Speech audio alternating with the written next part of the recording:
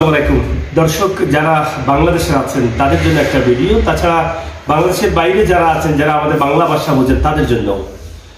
আসলে আমরা বিভিন্ন দেশে টুরিস্ট হিসাবে ঘুরতে যাই, ঘুরি, অনেক জায়গায় কিন্তু আমাদেরকে প্রতারিত হতে হয়, প্রতারিত হয়ে যাই।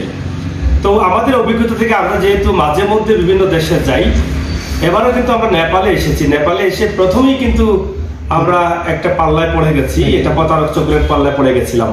তো সেখান থেকে অভিজ্ঞতা অর্জন হয়েছে, সেটা আপনাদেরকে উপস্থাপন করছি যাতে আপনারা এরকম পাল্লায় না পড়েন। আমরা যখন ঢাকা থেকে ইন্ডিয়া হয়ে ট্রানজিট করে আমরা যখন নেপাল কাঠমান্ডু এয়ারপোর্টে পৌঁছার পরে কিন্তু রাত তখন প্রায় 12টা বাজে, অনেক রাত হয়ে গেছে। আমরা ইমিগ্রেশন শেষে যখন বের হয়েছি যখন আমরা এখানে তামিলে আসবো, সেখানে গাড়ির ভাড়াটা অনেক বেশি এবং আসাটা অনেকটা রিস্ক ছিল, আর সেজন্য কিন্তু আসতে চাই না। চালক যারা ছিলেন তারা কিন্তু আমাদেরকে বলছিলেন যে কোথায় যাবেন, কই যাবেন, কোন জায়গায় যাবেন, এরকম কথা বলছিলেন। একজনের সাথে পরবর্তী আমরা কথা বলে বললাম যে আশপাশে যদি কোনো হোটেল থাকে আমাদেরকে দিয়ে দেন, আমরা কাল সকালে কিন্তু আমরা তামিলে যাব, আমরা সেখানে থেকে যাব, এরকম একটা চিন্তা করলাম। তো হোটেলের ভাড়াটা কেমন বা কি পরিমাণ আছে এটাও জানতে চেয়েছিলাম। তো তারা বললো একদম সস্তায় থাকা যাবে এবং ভাড়াটা হচ্ছে 600 টাকা গাড়ি ভাড়া, ট্যাক্সি ভাড়া। তো আমি ভাবলাম যে 600 টাকা ট্যাক্সি ভাড়া এখান থেকে তো তাহলে তো কিছু দূরে নিয়ে যাবে। যখন আমরা গাড়িতে উঠলাম 3 থেকে 4 মিনিট লাগছে, আমাদেরকে নিয়ে গেল এক জায়গায় হোটেলে, এবং সেখানে গিয়ে কিন্তু রেখে দিল এবং একটা হোটেলে নিল। সেই হোটেলে বলছে 1000 রুপি ভাড়া, এখান থেকে আর কমবে না। তখন কিন্তু রাত প্রায় 12:30টার মতো হয়ে গেছে, একদম নীরব হয়ে গেছে সব এলাকা। আর সেখানে যাওয়ার পর দেখলাম অনেকে গাঞ্জা ঠাঞ্জা নিয়ে কিন্তু মদ নিয়ে খুবই ব্যস্ত আছে। তো আমরা ভাবলাম এখন তো আর কিছু করার নেই, কথাবার্তা করলে কমাতে পারিনি। কিন্তু আমার বন্ধু আছেন, তিনি বলছিলেন এটা নেপালি রুপি, ইন্ডিয়ান রুপির দাম বেশি, নেপালি রুপির দাম কম। তো আমরা একদম ক্লিয়ার চালকের সাথেও 600 রুপি নেপালি রুপি কথা বলেছি, এবং হোটেলে থাকার জন্য সেখানেও কিন্তু ক্লিয়ার বলেছি নেপালি রুপি। কিন্তু সেখানে কি করেছে সেটা আসলে অবাক হবারই কথা। আমরা যখন রাতে থাকলাম, সকালে বের হব, যখন পেমেন্ট করতে গেছি সেখানে দেখা গেছে 2880 রুপি হয়ে গেছে, অর্থাৎ 2885 রুপি, আর 5 রুপি বলো। তারপরে ভাবলাম আমাদের তো 1600 রুপি হয়েছে, এত টাকা কেন? এটা নেপালি রুপি না, এটা ইন্ডিয়ান রুপি কনভার্ট করে নেপালি রুপি হচ্ছে 2880 টাকা। কি অবাক করা কথা দেখেন, যেখানে স্পষ্ট আমরা সেটা বলেছি সেটা এরকমই হয়ে গেছে। তখন বন্ধু বলো কিছু। কি আর বলবো, আসলে প্রত্যেকটা ট্যুরে একটা এক্সপেরিমেন্ট হয়। তো আসলে এইটা আমরা আপনাদের মাধ্যমে ভিডিওটা দেওয়ার অর্থ হলো যে আপনারা যারা এই নেপালে আসবেন একটু সতর্কতা করার জন্য। তো যাদের সাথে কথা বলবেন, গাড়ির ড্রাইভার হোক আর হোটেলের লোক হোক, যে জায়গায় যান স্পষ্ট করে কথা বলবেন যে আমরা নেপালীয় টাকায় আমরা তাদের ভাড়া বা দিব, তাদের পেমেন্ট দিব। আর কিছু কিছু দুষ্ট লোক আছে আপনাকে বলবে 500 টাকা, কিন্তু যখন আপনি পেমেন্ট দিতে যাবেন তখন বলবে এটা 800 টাকা, 900 টাকা। তখন আর নেপালিয়ান টাকা আর বলবে না, তখন বলবে যে ইন্ডিয়ান টাকা, ইন্ডিয়ান রুপিতে ওরা পেমেন্ট নেয়। তো কিছু কিছু দুষ্ট লোক আছে। ওভারঅল এখানের লোক অনেক ভালো, এখানে রাস্তাঘাট অনেক সুন্দর, হোটেলের সার্ভিস অনেক ভালো এবং খুবই পছন্দ, মানে পরিষ্কার পরিচ্ছন্ন। তো যদি আসেন এই জিনিসগুলো মাথায় রাখার জন্য আমি সবাইকে অনুরোধ জানাচ্ছি, সেজন্য আসলে এই ভিডিওটা করা। এখানে যেটা আমার বন্ধু বলেছেন যে ক্লিয়ার করুন, ক্লিয়ার তো আমরাও করেছিলাম। আমি প্রথমে বলছি বারবার যে আমরা নেপালি রুপি, তিনি কথা বেশি বলেছেন, এবং নেপালি রুপিটা তারাও সেই সময় মানছে যে নেপালি রুপি 1000 টাকা ভাড়া, হোটেল ভাড়া, ডাবল বেড, এটা ক্লিয়ার, চালকের সাথেও ক্লিয়ার। কিন্তু পরবর্তীতে গাড়ি ভাড়া এবং এই হোটেল ভাড়া সহ হয়ে গেছে 2800, যেখানে 1600 রুপি হবে সেখানে 2885 রুপি হয়ে গেছে। যখন আমরা তাদের সাথে কথা বললাম যে এটা তো এভাবে না, আমরা তো নেপালি রুপি কথা বলেছি, তখন তারা অনেকটা রেগে গেছে। রেগে যাওয়ার পরে একটু কথা কাটাকাটি হয়েছে। হঠাৎ করে আমাদের হয়তো ভাগ্য ভালো, একজন আইন শৃঙ্খলার দায়িত্বশীলদের আমরা দেখলাম এবং তিনি এখানে আসছেন কাজে।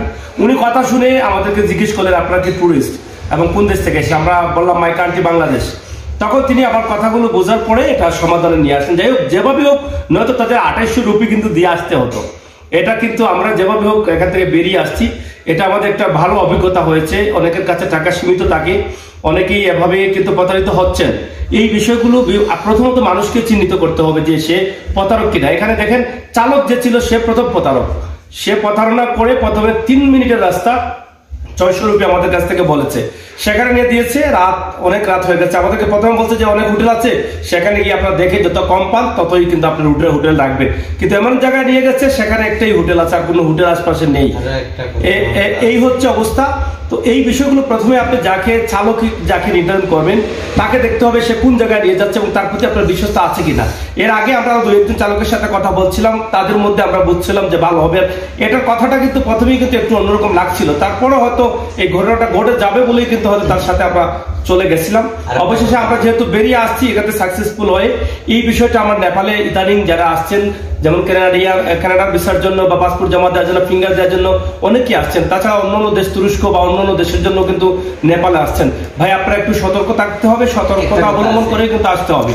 আরেকটা কথা হলো যে আপনারা যে কাঠমান্ডু এয়ারপোর্টে নামবেন, এই কাঠমান্ডু এয়ারপোর্টের আশেপাশে কোনো হোটেলও আপনারা যাবেন না। এখানে গেলে এয়ারপোর্টের আশেপাশে হোটেলগুলা বেশিরভাগ হইলো প্রতারক, একটা বলবে আর একটা করে। আর দ্বিতীয়ত হইলো কোনো গাড়ির ড্রাইভারের মাধ্যমে আপনারা কোনো হোটেলের রিজার্ভেশন বা হোটেলে যাবেন না, বলবেন যে আমরা অমুক জায়গায় যাব, ড্রাইভারকে বিদায় করে আপনারা নিজে হোটেলে, এইখানে ম্যাক্সিমাম হলো হোটেল, শপিং মহল যেগুলো আছে এগুলোর উপরেও হোটেল, বেসিক্যালি 99% হলো হোটেল এখানে কাঠমান্ডু শহরে। তো আপনারা যদি নিজে যদি ফিজিক্যালি ফেস করেন এটাই ভালো হবে। এবং এই যে হোটেলের রুমগুলা অ্যাকচুয়ালি বেশিরভাগ ফিক্সড, এখানে কোনো দালাল বাটপারি নাই। কিন্তু ড্রাইভারের মাধ্যমে যদি হোটেলের রুম নেন তাইলে ওদের একটা কমিশন 200, 300, 500 টাকা কমিশন নেয় সেই জন্য, এবং সার্ভিসও ভালো হয় না। যে খারাপ হোটেলগুলা ওইগুলা ড্রাইভারদের সাথে একটা কন্ট্যাক্ট থাকে, ওরা কমিশনের মাধ্যমে হোটেল এই বিভিন্ন গেস্টদের দিয়ে থাকে আর কি। তো একটা কথাই বলবো, আপনারা নিজেরাই হোটেলে আসবেন এবং সবগুলাই হোটেল মোটামুটি ভালো সার্ভিস, আপনারা নিজেরা কন্ট্যাক্ট করে নিজেরাই হোটেল বুক করবেন বা থাকবেন। ধন্যবাদ। এটাই বলতে চেয়েছি আমার বন্ধু যেটা বলেছেন যে আপনারা যেখানে তামিল আসার জন্য এখানে আসতে, এখানে টুরিস্টরা সবাই কিন্তু আসেন, যারা বাইরে যাবেন তারাও কিন্তু এখানে আসেন। এখানকার হোটেলের কিন্তু মান আছে এবং এরা কিন্তু টুরিস্টদের জন্য ভালো ব্যবহার করেন। কিন্তু আউটসাইড বা আউট এলাকা যেগুলো আছে সেগুলোতে গেলে আপনি প্রতারিত হওয়ার সম্ভাবনা বেশি, কারণ যেটা আমরা হয়েছি।